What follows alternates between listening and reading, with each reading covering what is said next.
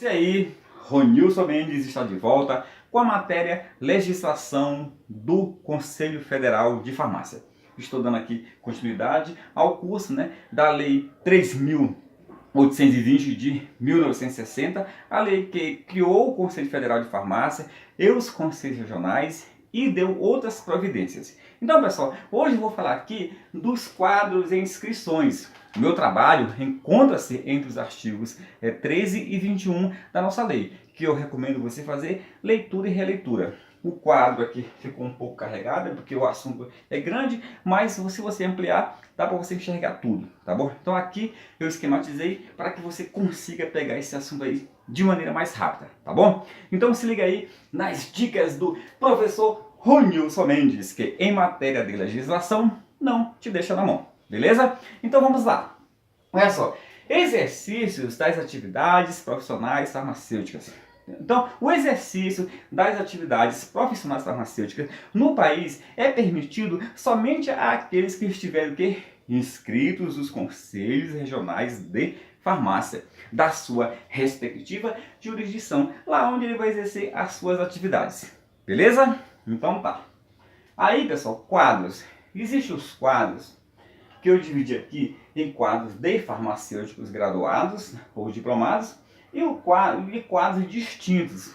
Distintos para aqueles responsáveis ou auxiliares, como também para aqueles práticos ou oficiais de farmácia licenciado.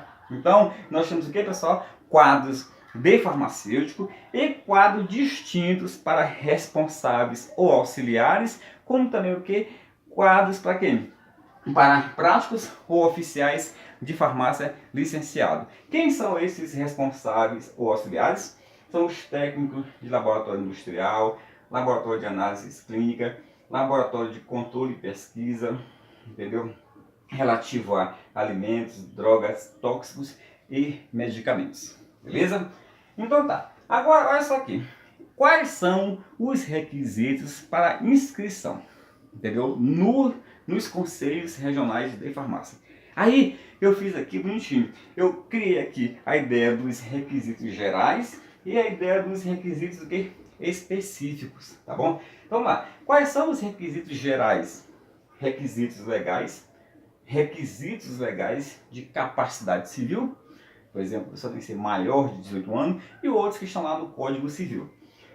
Não ser nem estar proibido de exercer a profissão ou atividade farmacêutica. Beleza? Não ser nem estar proibido de exercer a profissão farmacêutica ou atividade farmacêutica, como por exemplo, responsável auxiliar técnico, práticos ou oficial de farmácia licenciado. Beleza? Gozar de boa reputação por sua conduta pública, atestado por 3 farmacêuticos inscritos. Vamos lá? Gozar de boa reputação, entendeu? Por sua conduta pública, atestado por 3 farmacêuticos inscritos. Então você tem que ter uma boa reputação. Não pode ser aquela pessoa que vive, por exemplo, aplicando o golpe do remédio falso no mercado, entendeu? Então é um caso, né? Mas tem outros casos, tá? Está na legislação. Esses aqui são os requisitos gerais. Todos têm que ter esses requisitos. Não importa, tá? E agora, os requisitos específicos. Para profissional farmacêutico, nós temos que ser diplomado ou graduado em farmácia, entendeu? Por instituição oficial de ensino, registro do diploma na repartição sanitária competente. Então, ser graduado ou diplomado em farmácia, por uma IES, por uma instituição de ensino superior, no caso aqui é o que? É instituição oficial de ensino, registro do diploma na repartição sanitária competente. E aqui, para atividade profissional farmacêutica, como por exemplo os casos que eu falei aqui, né? Ter licença, certificado, atestado, documento comprobatório da atividade para responsável ou auxiliar não farmacêutico, né? Ok? Devidamente autorizado por lei. Então, para o responsável ou auxiliar, o que precisa? Licença, certificado, atestado ou documento comprobatório da atividade, que comprova essa atividade. Ter licença, certificado ou título, tá bom? Passado por autoridade competente, para práticos ou oficiais de farmácia. Beleza? Então qual é a diferença? Responsável auxiliar, licença, certificado, atestado ou documento comprobatório. Para práticos ou oficiais farmacêuticos, licença, certificado, título, passado por autoridade competente. Tranquilo? Então lá. Agora, eu já te falei quais são os requisitos gerais e os específicos. Os específicos vai depender de quê? Para profissional farmacêutico, diploma ou ser o quê? Diplomado ou graduado por instituição oficial de ensino. Para atividade profissional farmacêutica, você vai ver os dois casos que tem. Primeiro, para responsável auxiliar, nós temos que ter o quê? Licença, certificado, atestado, documento comprobatório, emitido por autoridade competente. No caso de práticos ou oficiais de farmácia, nós temos que ter o quê? Licença, certificado ou título passado por autoridade competente. Tá? Agora, pessoal, a inscrição, entendeu? Como é que acontece a inscrição? A pessoa profissional fará o quê? Requerimento para o presidente do Conselho Regional. Então a inscrição é feita mediante o quê? Requerimento ao presidente do Conselho Regional de Farmácia. Tá bom? Aí ele vai ter que comprovar os documentos que comprovam os requisitos gerais e específicos. Entendeu? Olha só aqui. Com os documentos comprobatórios, dois requisitos gerais e específicos. E, obrigatoriamente, entendeu? O nome por extenso, a filiação, o lugar e data de nascimento, currículo educacional e profissional, estabelecimento em que haja executado atividade profissional com o respectivo endereço, residência da pessoa e situação atual. Então, além dele ter que comprovar que tem os requisitos gerais e específicos, ele terá que ter o quê? Nome por extenso, filiação, lugar, data de nascimento, currículo educacional e profissional, estabelecimento em que haja exercido atividade profissional com o respectivo endereço, como também o quê? Residência e situação atual. Tranquilo? Então isso aqui é o quê? Isso aqui é o que deverá constar, entendeu? No requerimento de inscrição que ele fará perante o presidente do Conselho Regional. Então ele vai anexar esses documentos que comprovem os requisitos gerais específicos e no requerimento ele deverá preencher os dados que eu falei agora ali. Beleza? Então vamos aqui. Representação contra candidato proposto. Então a pessoa que se propõe a ser o quê? Um inscrito no Conselho Regional de Farmácia, qualquer membro do Conselho ou interessado poderá representar contra essa inscrição. Ah, tá, ele tem aqui um atestado de conduta pública, de reputação pública, né? Aqui, ó, reputação pública, né? E ele não é nada disso. Então, qualquer pessoa, pessoal? Qualquer membro do Conselho Regional ou interessado poderá representar contra essa inscrição. Beleza? Aí outra coisa. Em caso de recusa à inscrição, entendeu? Em caso de recusa à inscrição, o Conselho Regional dará ciência ao candidato. Olha, a sua proposta foi indeferida. Aí daí dessa ciência ele terá o quê? 15 dias para, entendeu? Para em sede de quê? Em sede de contestação, pedir reconsideração ao próprio Conselho Regional. Então, uma vez que foi indeferido a sua inscrição, entendeu? Porque alguém representou contra ele, tá? Entendeu? Que azar. Aí o que acontece? O Conselho Regional dará ciência a ele e lhe oferecerá 15 dias para que ele, em caso querendo, ofereça o quê?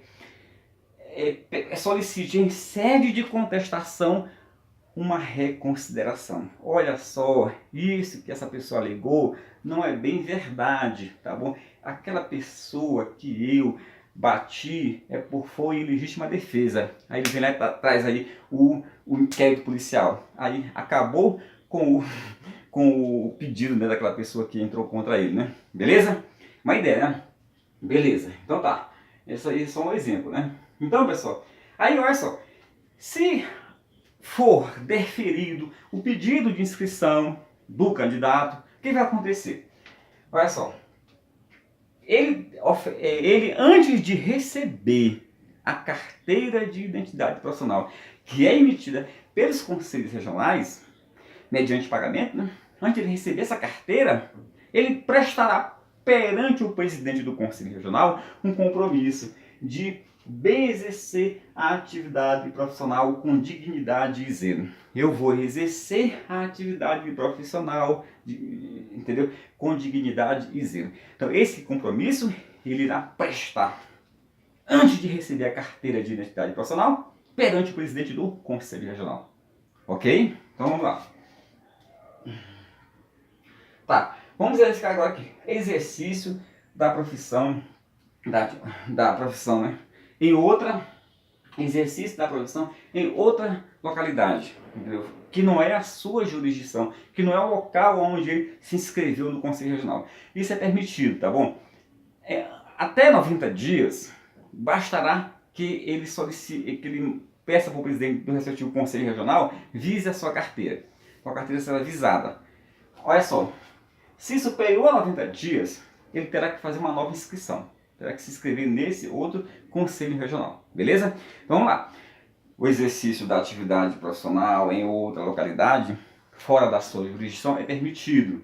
Até 90 dias, bastando visar a carteira dele, profissional, que ele já tem, né? Caso isso seja superior a 90 dias, ele terá que fazer uma nova inscrição. Naturalmente, deverá receber uma nova carteira. Beleza? Então vamos lá. Exibição da carteira de identidade profissional, entendeu? Que comprove a sua habilitação profissional, poderá ser feita por qualquer cliente. Ele poderá pedir, me mostre aí a sua carteira profissional. Qualquer interessado, eu quero ver a sua carteira de identidade profissional. Eu quero verificar a sua habilitação profissional. Então ele não poderá se furtar de exibir essa carteira, tá bom? Beleza, tá? Prontuário do profissional farmacêutico. Olha só, nos conselhos regionais tem um prontuário, entendeu, do profissional farmacêutico. Nesse prontuário, pessoal, é feita todas as anotações relativas a este profissional, inclusive elogios e penalidades. Caso, por exemplo, caso ele solicite uma nova carteira, essa nova carteira também irá o quê? Essa nova carteira será expedida, né? E será transcrito, né? As informações baseado nesse prontuário do profissional que tem lá no conselho, será transcrito tudo que estava na carteira anterior. Beleza? Haverá uma transcrição dessas informações.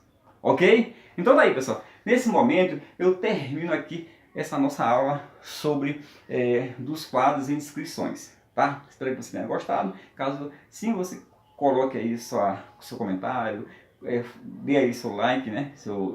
Curta, né? E compartilhe com seus amigos, tá bom? Lembrando só que eu estou preparando o super aulão de véspera, né? Já falei em outras aulas, mas volto a repetir. Esse aulão ele é para todos os cargos na parte da manhã, de 9 até 1. E para o cargo de auxiliar administrativo na parte da tarde. Eu e minha equipe de professores, aqui em Taguatinga Centro, né? Vai ser R$70 o curso completo, ou 35 só um turno. Se você quiser participar, não perca. Faça que nem o pessoal está fazendo aí. Mande logo sua mensagem falando, eu quero reservar minha vaga, que eu já reservo, tá bom? Entendeu? Já reservo a tua vaga e você já vem e faz o seu aulão aí conosco aí no dia, na véspera, né? No sábado, antes do teu concurso. Beleza? Então, te vejo lá, te aguardo aí no próximo vídeo. Compartilhe, curte esse vídeo aí, porque aí eu já vou colocar mais vídeos na internet. Tá bem? Tchau!